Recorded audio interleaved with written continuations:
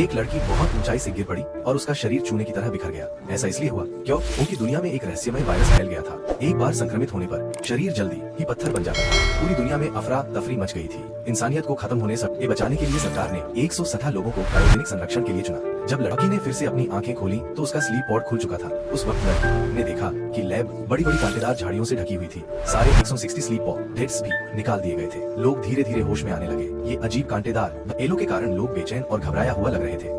लोग पूरी तरह से दहशत में थे। उसी वक्त लड़की जब नींद के पॉड से बाहर निकलने वाली थी तभी एक राक्षस उसके पास से उड़ता आ गुजरा। राक्षस ने एक दहाड़ लगाई जिससे लड़की इतनी डरी कि वह ऊपर से नीचे गिर पड़ी। फिर उसने उस राक्षस का घोंसला देखा। अगले ही पल राक्षसों का झुंड निकल आया और लोगों को मारने लगा। तब लोग पूरी ताकत से लिफ्ट की ओर दौड़े, लेकिन जब लिफ्ट का दरवाजा खुलते ही लोग एलिवेटर के शाफ्ट में गिर पड़े। जो बच गए उन्होंने एक बूढ़े आदमी को ऊपर खींचा, लेकिन जैसे ही एलिवेटर का दरवाजा बंद होने वाला था अचानक उस राक्षस के टेंटिकल दिख गए। एक चीख के साथ एलिवेटर का दरवाजा झट से बंद हो गया। उसी वक्त किसी ने इमरजेंसी एग्जिट खोल दिया। अब सिर्फ 7 लोग बचे थे, इसलिए उन्होंने लैब से भागने की योजना बनाई और कार्रवाई शुरू की। धुंधली राह कांटेदार बेलों से भरी हुई थी। उनका भागने का रास्ता समुद्र के पानी में डूब गया था। सबकी उम्मीद फौरन टूट गई। बूढ़ा आदमी अपनी नाराजगी रोक नहीं पाया। इसी बीच कुछ पानी की बूंदें लोगों का ध्यान खींचने लगी। वो दानव का लार था। बूढ़े आदमी को दानव ने काट लिया था। दानव ने अपनी मोटी जीभ बाहर निकाली और एक ही पल में बूढ़े आदमी का सिर निकल गया। ये भयानक नजारा देख सब लोग अपनी जान बचाने के लिए भागने लगे। तभी एक लड़के ने सबको रुकने को कहा। लड़के ने बताया कि दानव की आंखें नहीं है, वो सिर्फ सुनकर ही हमला कर सकता है। पर सबको लगा कि लड़का